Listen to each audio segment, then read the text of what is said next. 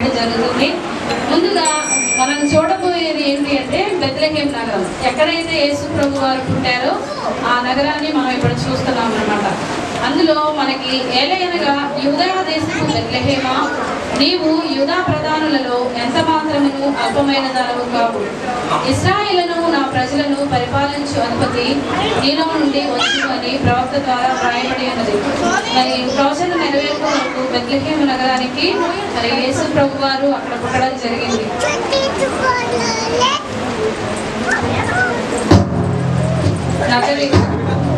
ఈ నజరేతు నగరం ప్రాముఖ్యత ఏమిటి అని అంటే, యేసు ప్రభు వారు పుట్టిన తర్వాత నజరేతు నగరానికి వెళ్ళి అక్కడ ఆయన పెరగడం జరిగింది. అందుకని ఆయన నజరేయుడు అనబడినని ప్రవక్తలు చెప్పిన మాట నెరవేరినట్లు ఇలాగ జరిగింది.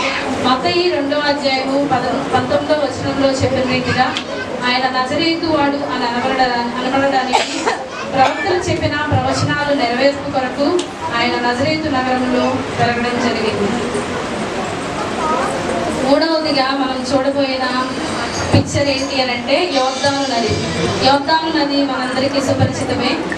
యోర్దాను నదిలో ఎంతో మంది బాప్తిసం పొందుకున్నారు. అందరికంటే ముందుగా ఆ సమయమున యోహాను చేత బాప్తిసము పొందుటకు యేసు గలిలయ నుండి యోర్దాను దగ్గరనున్న అతని యొద్దకు వచ్చేది.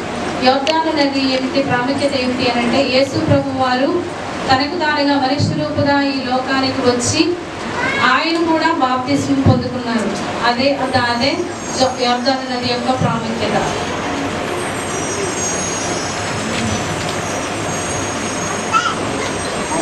నెక్స్ట్ జీవనం ద్వారా మనం చూడబోయే పిక్చర్ ఏంటి అని అంటే గలిలీ సీ, అంటే గలిలయ సముద్రము. గలిలయ కపెర్నహూము పట్టణము, ఆ రెండు కూడా యేసు ప్రభు వారు బోధ చేసిన ప్రదేశాలు. అప్పుడు ఆయన గలిలయలోని కపెర్నహూము పట్టణమునకు వచ్చి విశ్రాంతి దినమున వారికి బోధించుచుండెను. లూకా 4వ అధ్యాయంలో చెప్పిన రీతిగా మరి ఆయన బాప్తిసం తీసుకున్నది మొదలు గలిలయ కపెర్నహూము 2 పట్టణాలకు విరివిగా తిరుగుతూ ఆయన బోధను సాగించారు.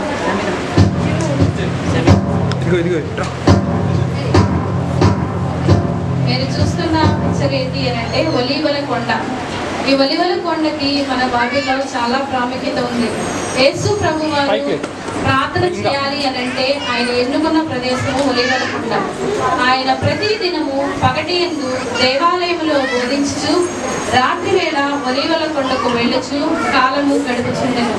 లూకా 21వ అధ్యాయంలో చెప్పిన రీతిగా ఆయన ఎక్కువగా ఈ ఒలీవల కొండలోనే ప్రార్థనా సమయాన్ని గడిపినట్లుగా మన లేఖనాలు చెప్తున్నాయి.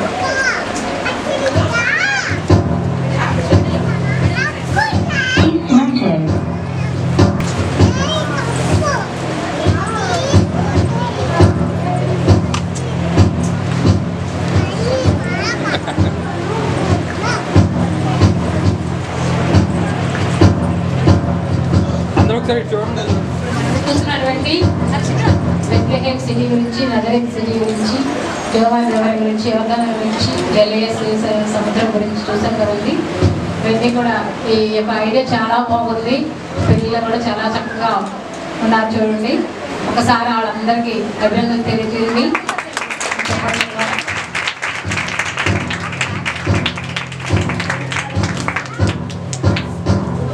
టైం 9 అయిపోయింది, ఇంకా ప్రోగ్రామ్